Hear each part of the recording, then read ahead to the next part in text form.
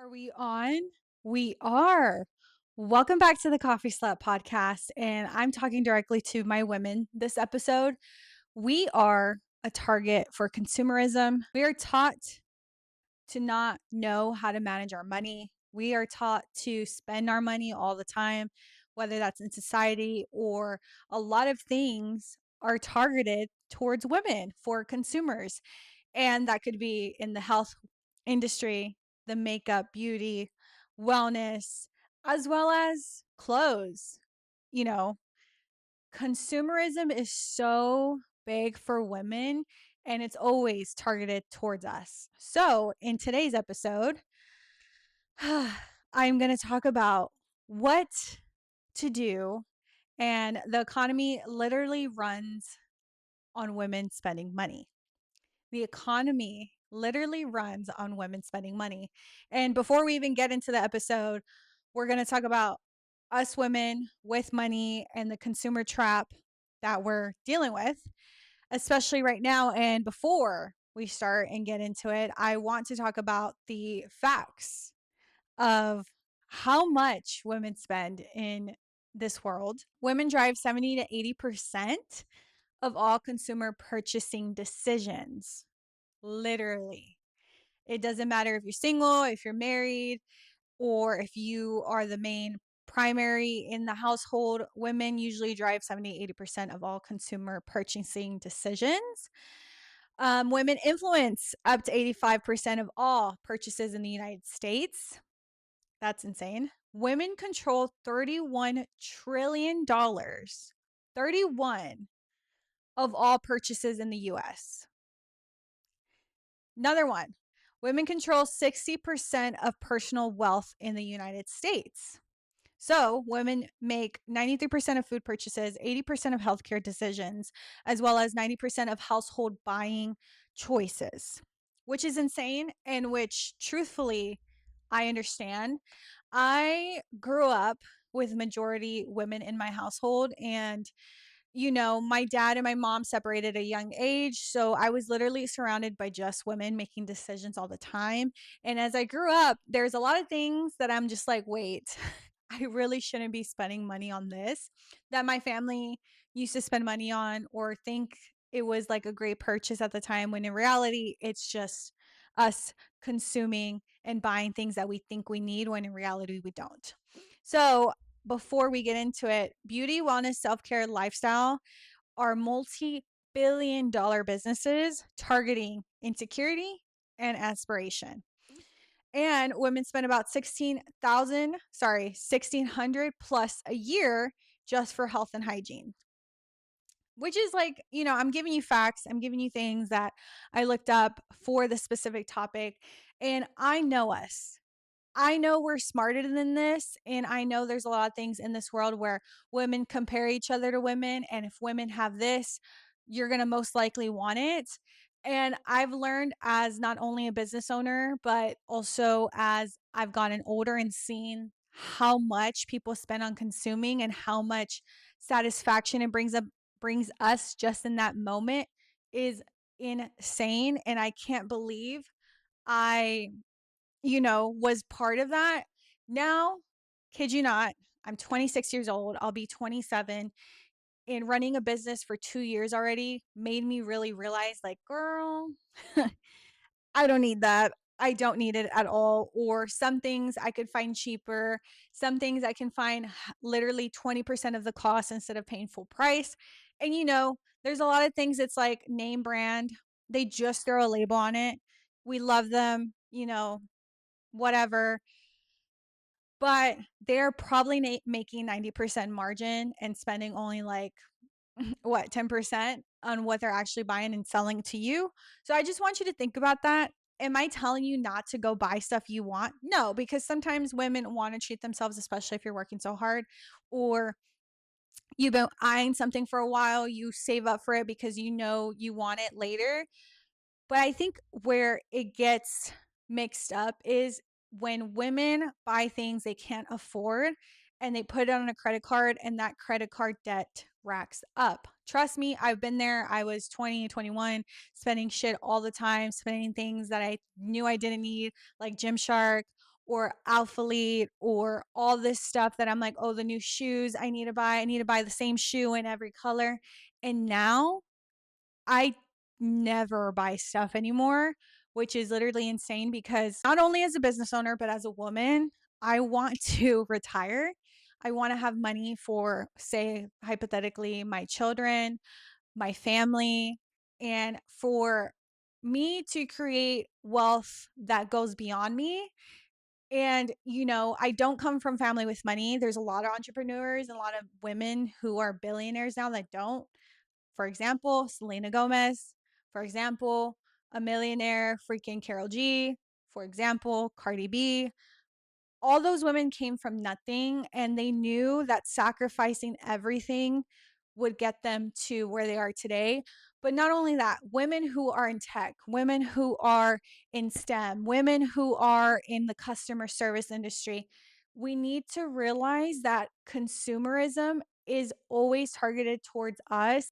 We need to step back and really analyze how much we're spending and how we can save instead or invest in our skills.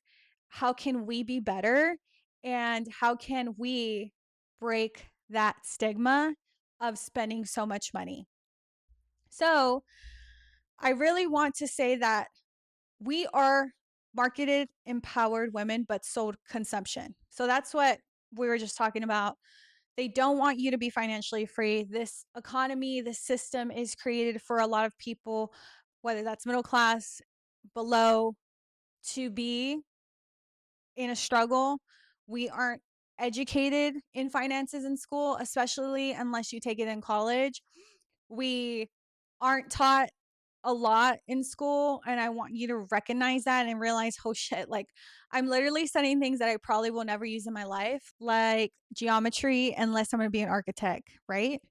Or, for example, certain events of music or whatever, unless you're going to be a musician. There's just like so many things that I feel like I learned in high school and in college. And I'm like, dude, I've never used this in my life. I've never used this specific equation in my life. What are the basic financial literacy of how I can become wealthy and retire at a young age, or retire and make sure my family or my siblings or myself and my spouse are going to be okay, instead of buying everything that comes out that's new, or this is a new hot topic, or this is the new piece of clothing that you need to buy, these are the new shoes you need to buy or you're going to be missing out. That's when it comes down to marketing, right? And I personally know that a lot of people haven't talked about finances, especially a lot of podcasters, unless you're a financial podcaster, unless, like, for example, Jay Shetty's had people, Mel Robbins, but there's a lot of people who actually have guests on that have never talked about finance. And I think it's very important to. And also that kind of leads to the treat yourself culture, like I said earlier, without discipline, because it just leads to debt. It just leads to credit card debt. Oh, I can put this on a credit card. I can't afford it right now, but I'll put it on a credit card. And then that racks up interest, that racks up late fees, that racks up everything that people just don't talk about. Also, like, a soft life without financial literacy is actually really stressful, because I think everybody should know what a 401k means, what a Roth IRA means, what all these S&P means, all these stocks, because we don't know. We're scared. We're like, you know what? We don't want to be a part of that, especially women. Let me just have my man handle it, or let me just have this, because I'm guilty of it. There's a lot of things that I didn't know that I asked Rudy. Rudy's my husband. Like, dude, I don't know what this means. But that's okay. It's okay to ask questions. And also, it's okay to learn from other people how you can fit yourself into, okay, if I do this now and invest in my retirement, invest in stocks or X, Y, and Z, I know that I can be financially free by this age.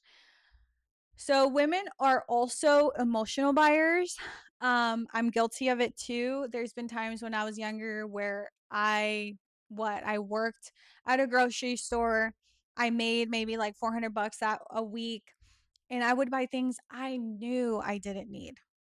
I knew it. I was like, girl, I want it.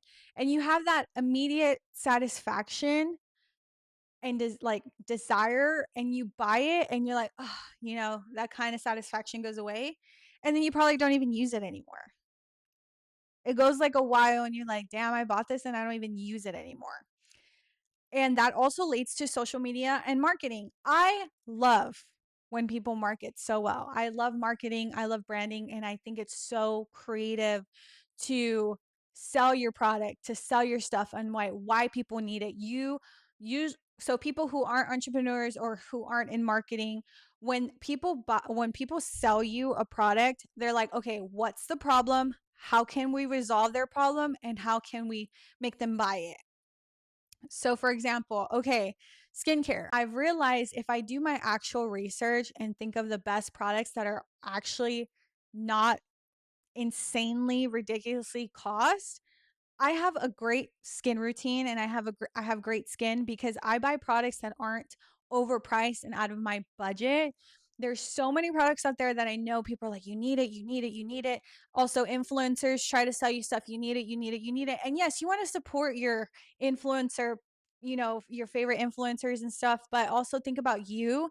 And there's barely any people who are either creators or influencers that will tell you, look, amiguis, seriously, if you cannot afford it, don't buy it. I think I've only seen like 2 creators say it, and I love them for it. I'm like, you know what? I'm so glad somebody said something. I'm so glad they said something like, hey, if I wasn't a partner with this brand, or if I was an affiliate or whatever, I wouldn't buy every drop. I wouldn't buy every piece of clothing that came out in every drop. And we love to support women. I love to support women. I love to support other women's brands. But I think also you have to realize you're supporting them for free. With every like, every repost, every comment, you are literally supporting them for free. And it's okay to not buy every drop. It's okay to not spend $300 a drop. It's okay to wait until Black Friday to buy stuff. Because why? I rather buy stuff that's going to last me a shit ton of time than buy stuff that's going to eventually whimper or lose its value or etc. And also, I wouldn't buy every drop. I wouldn't rack it on credit cards and put myself in a financial hole when I know I couldn't afford it. But a lot of women do that because women were never taught how to invest or build wealth. Like, sit with that. Women were never taught how to invest or build wealth. Most women who are big ass investors, billionaires, eventually learned that. For example, your rich BFF Vivian. I love her.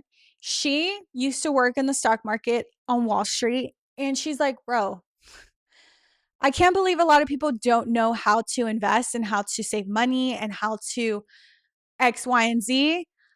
But if you follow creators that help you like her, amazing.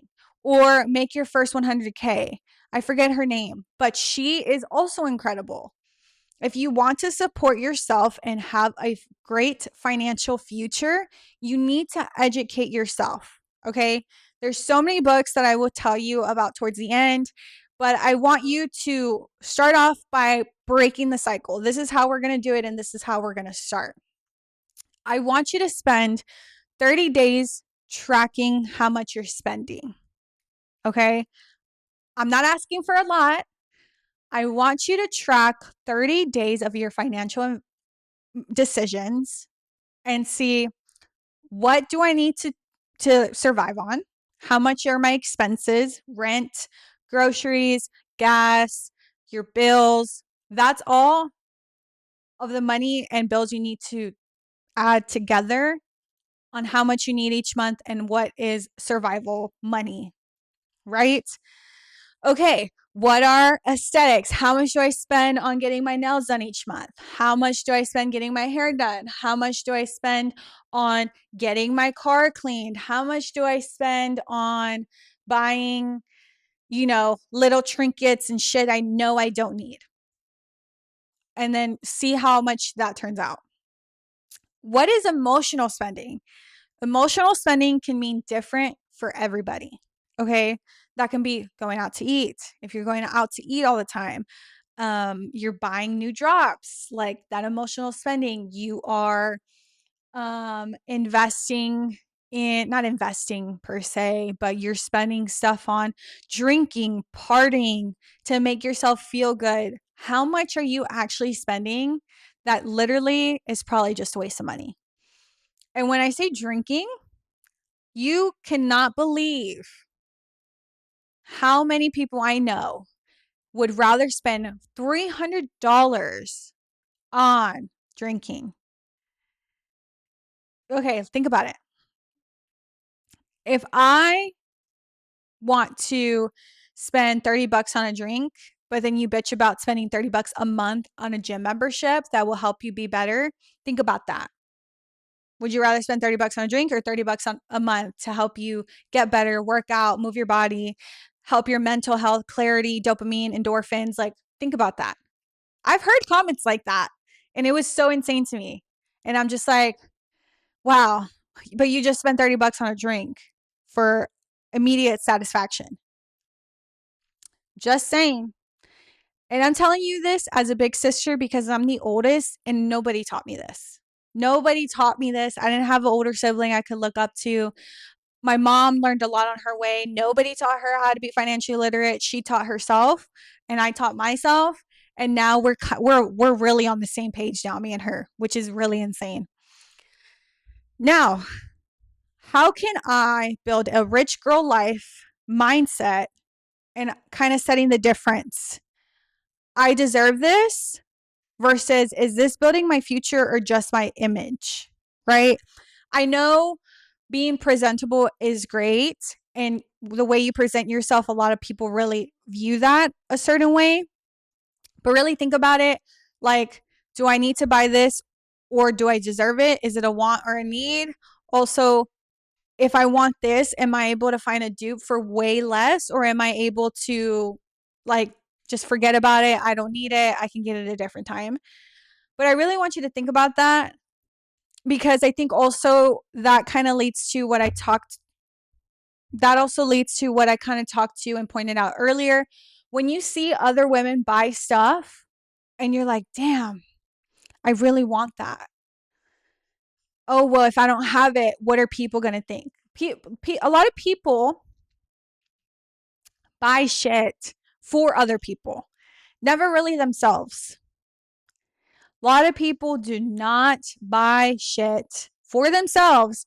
They usually buy it to showcase to others that you have money when in reality you probably don't. There's a lot of rich and wealthy people that I have watched and that I've seen and that I have met, especially through my clientele, that literally don't drive the fanciest cars, but they probably have enough money for the next 2 generations or the next generation. You really have to think about that. There's a lot of people and a lot of financial people have said this that I have watched.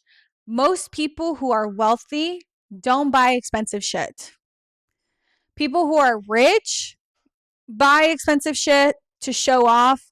I know there's a lot of things and a lot of celebrities that wear a bunch of shit that you think you need. But in reality, you could probably find the same thing for less cost that you can afford. And like budgeting is just amazing. Budgeting has saved my life. And if you are not an entrepreneur or business owner, it's a whole different world on that side. Because if you have employees and you have people you need to pay, you have to pay them first. You come last. It's not a write off. People think, oh, well, who work 9 to 5s or who are employees, which is fine, by the way. I love that people are doing jobs that they love, working for other people because they don't want to worry about having to pay people or having to do all the business expenses or having to invest back into their business. That's what majority of the money that people make, it always goes back to their business.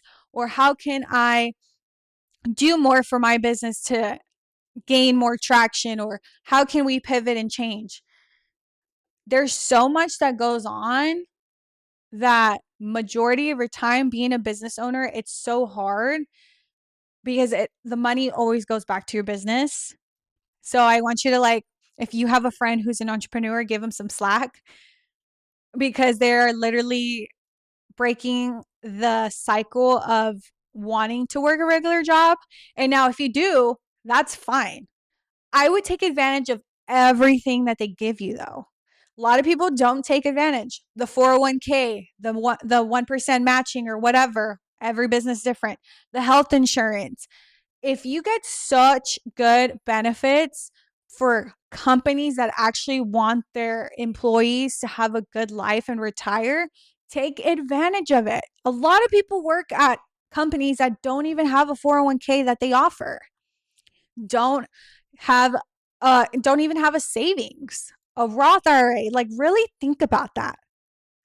And that's what leads me to paying yourself first, especially like saving, investing before you spend.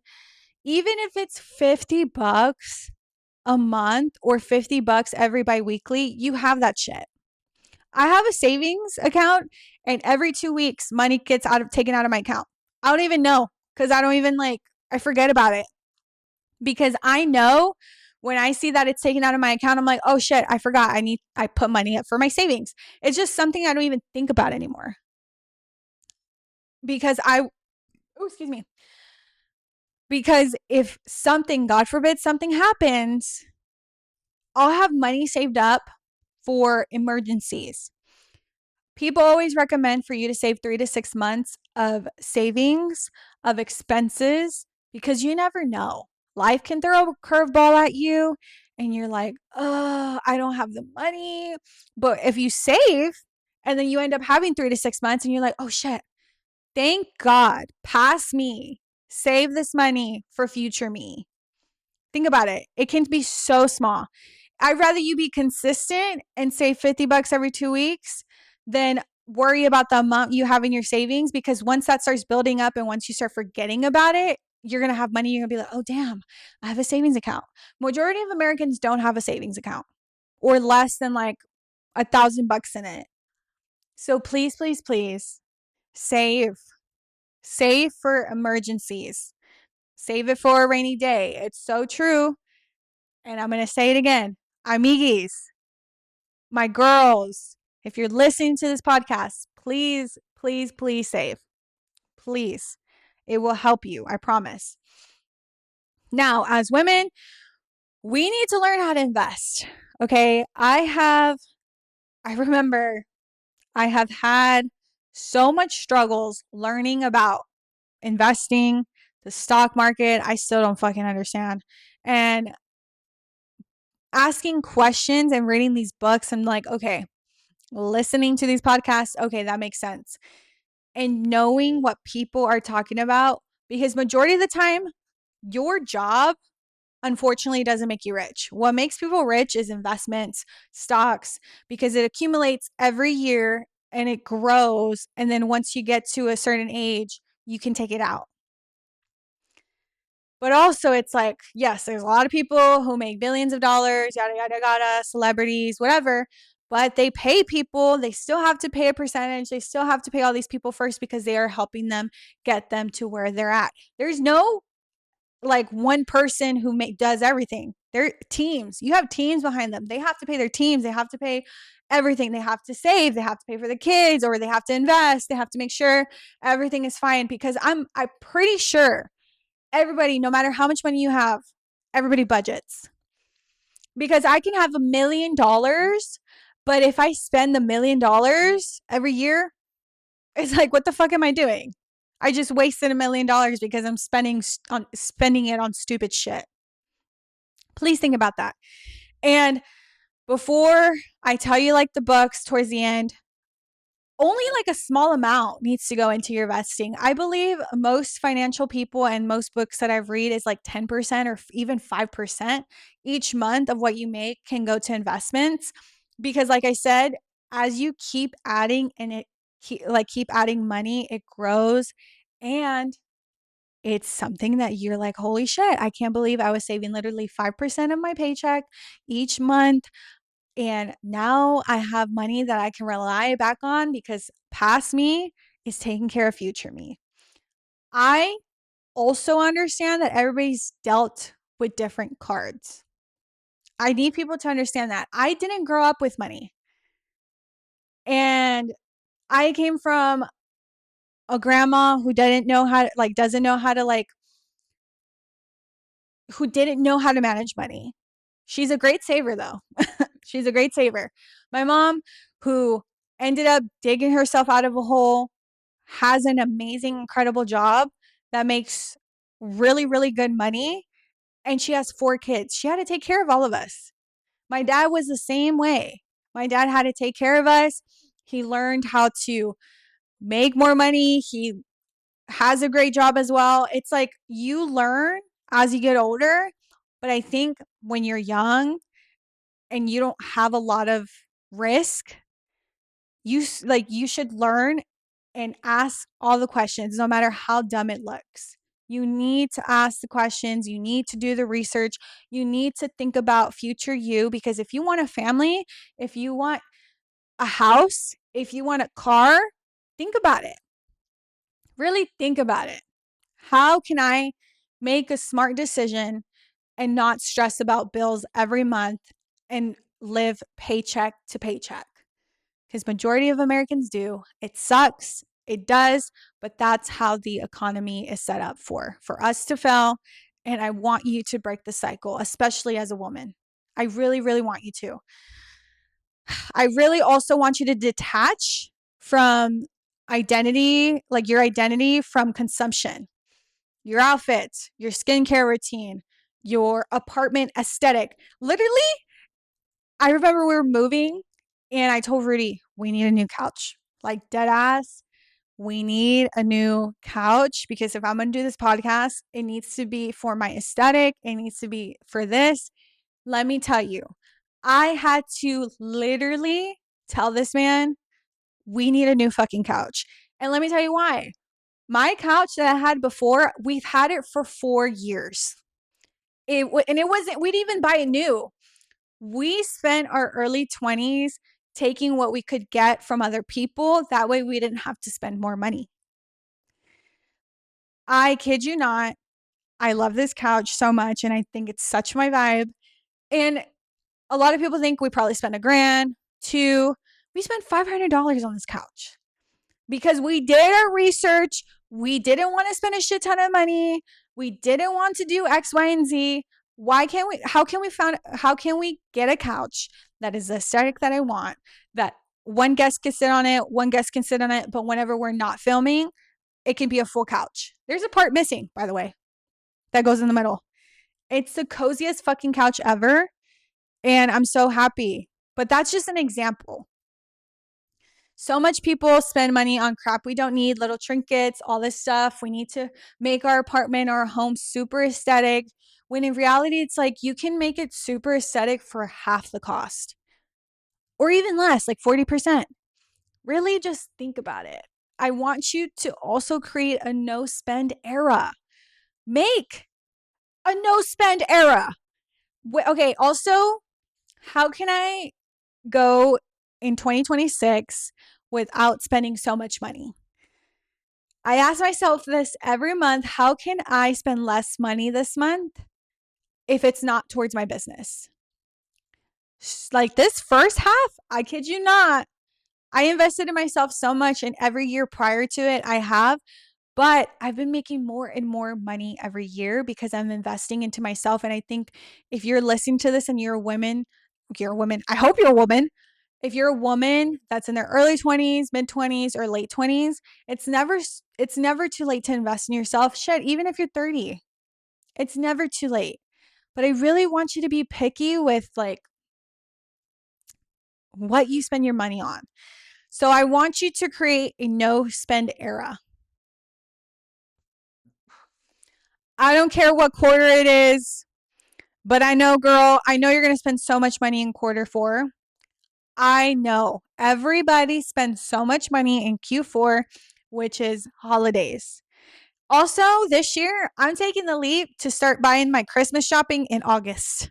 I'm not going to wait until Q4. That's something I learned. Okay. So I want you to do a 30 to 60 day of intentional spending. Like we talked about in the beginning, realize how much you spend a month before you start budgeting, because then you're going to realize, damn, I'm spending a lot of money on this, this, and this, and I could be saving an extra $500 a month. That's just an example. Now, once you've done that, and once we've already gone through everything, create a new spend era, which is a 30 to 60 day of intentional spending. So, groceries, if you're going to go out to eat, if you're going to do X, Y, and Z. Also, if you go out to eat, I just want to throw this in there. You don't have to go to the most expensive places. You can go have a great ass burrito bowl for like $8. Like, I know everything has gone expensive, but be intentional where you go eat too, and make sure it's like semi healthy. People think we need to spend shit ton of money to go out to eat with our friends, blah, blah, blah, but we don't. Pick something that you can afford, or pick something that you can afford off the menu. It's that simple. And then you'll realize how much of that spending is impulsive. One of my clients was telling me earlier, I'm going to give her a quick shout out. Her name is Terry. She's also saying that if you want something in the moment, don't buy it right then and there. Give yourself 24 hours. And if you still want it, go buy it. But if you don't, you're like, holy shit, that was going to be an impulse decision making. So think about that. So 30 to 60 day of intentional spending, and then you realize how much of it is impulsive, and just think about it. Really think about it. Okay? Really think about it. 4, what financial independence actually looks like. What does it actually look like? Majority of it looks like not looking rich, if I'm going to be honest with you.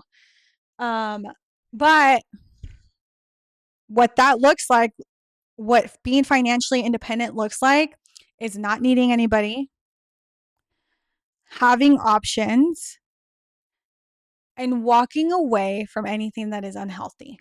And that takes a while. I've met so many people who've stayed in relationships because of finances, or I've met so many people who have broken up because of finances. And majority of the time, it's because we don't know how to manage our money.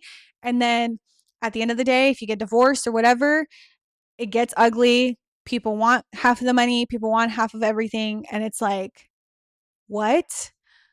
Even if you're in a relationship, and I say this respectfully, even if you're in a relationship, you need to have your own money and your own savings and your own, like, God forbid, your own plan.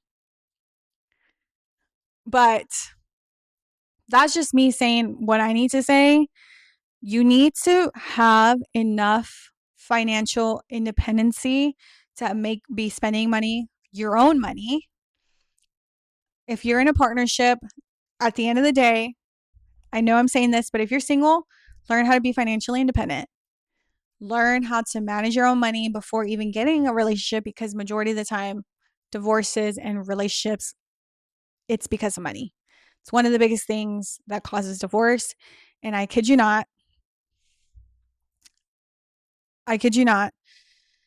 before I got married and before I kind of told Rudy, bro, I've been with you for a long time. You got 2 years to like ask me. And I was joking, but I knew he was ready, and I knew he knew he was ready. But with that being said, you need to find a partner who is also gonna challenge you, make you better, and also not be afraid to tell you shit up front. Because before we even got married, we moved in together, and he was like, if we're gonna get married, I don't want you to have any debt. So credit card debt was the biggest thing for me. I don't want you to have any credit card debt. I want you to learn how to be financially good with your money, and I want to help you do that.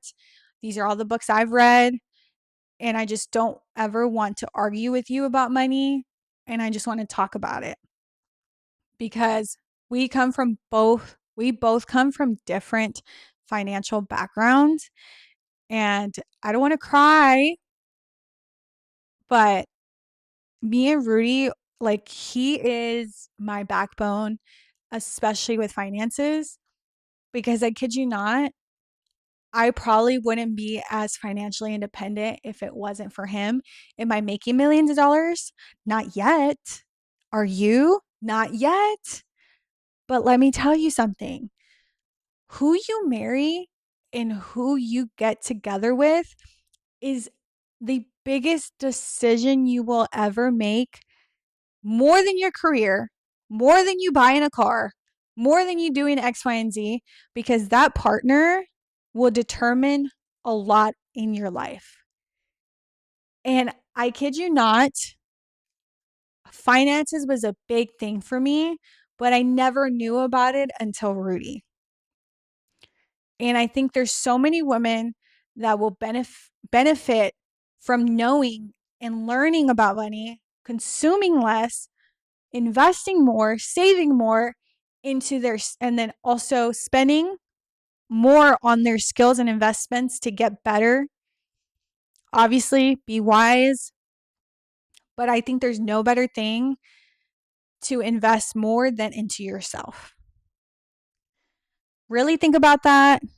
I really want you guys to be independent, badass women. And I know we're going to get there.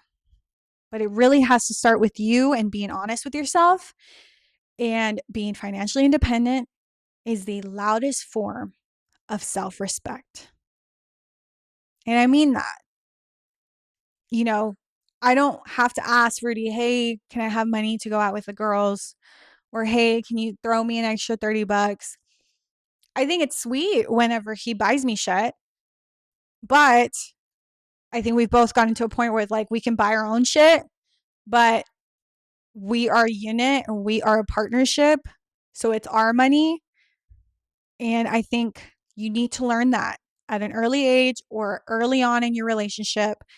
If you are going to marry somebody, if you're going to be with somebody, money has to be the biggest topic you have to talk about. We're taught to not talk about it. We're taught it's a taboo thing, but majority of people that have a shit ton of money talk about finances. So don't ever think it's taboo. Don't ever think it's taboo to talk to your friends and ask them question on what they think about money. And also, I've asked friends how much they make if they want to. I've asked business owners how much they make if they wanted to. And I never got in like, whoa. I think it's a little different when it comes to business friends. But when it comes to like friends who work for somebody, I'm like, dude, that's so nice. You get all these benefits, you get all this. Literally, go read a book. Amigues, friends, my coffee sluts, please go read a book about finances or listen to a podcast, especially with women. There's so many women now that are so successful in finance. I want to be exactly like them. I'm not in the financial space, but I have learned so much within these last 5 years. Now that I'm going to be 27, it's so insane to say that I don't have any credit card debt. I don't have any like debt, period, except for my student loans. I'll be honest. But my student loans are not even that bad. And majority of the people that I've like talked to are like, holy shit, that's nothing. I'm like, I know, I could pay that shit off in a year, but I don't want to, whatever. But I want you to remember that this system, this economy is meant for us to consume and spend so much money. I want you to break that. I want you to break that cycle. Now, I want to build and give you everything for books to podcast recommendations because there's so many, and I hope this is the first step, and I hope you listen to more and you read some books that will help you be more financial literate and more financial independent, especially women. Women are badass. You can be a fucking baller girl, and you can also be really smart and intentional with your money. You just really need to start somewhere. Everybody does. So beginner slash mindset shifts. The biggest one people really talk about is You Are a Badass at Making Money with Jen Sincero. I forget her last name, but I think that's a really good book. I think also We Should All Be Millionaires by Rachel Rogers is really good. I think I have The Psychology of Money up there, How to Not Let Money Control You too. Money is just an object. And I know we talked about money here, but you really also need to think about how money is just an object and you need to stop letting it control you emotionally and mentally. Real Financial Literacy, so Psychology of Money, what I was saying is a real financial literacy book, as well as Rich Dad Poor Dad. Rich Dad Poor Dad is really hefty, and I recommend listening to an audiobook because that was too big for me. So I just listened to it and it's really good. And also Woman Focused Wealth books. I really like Financial Feminist by Tori. Also, my first 100K, definitely recommend. Clever Girl Finance by Bola. I can't even say her last name. I'm not even going to pronounce it. But Clever Girl Finance is really good. I also love, what else did I read? I Will Teach You to Be Rich. That's a book. I love him so much and he's amazing.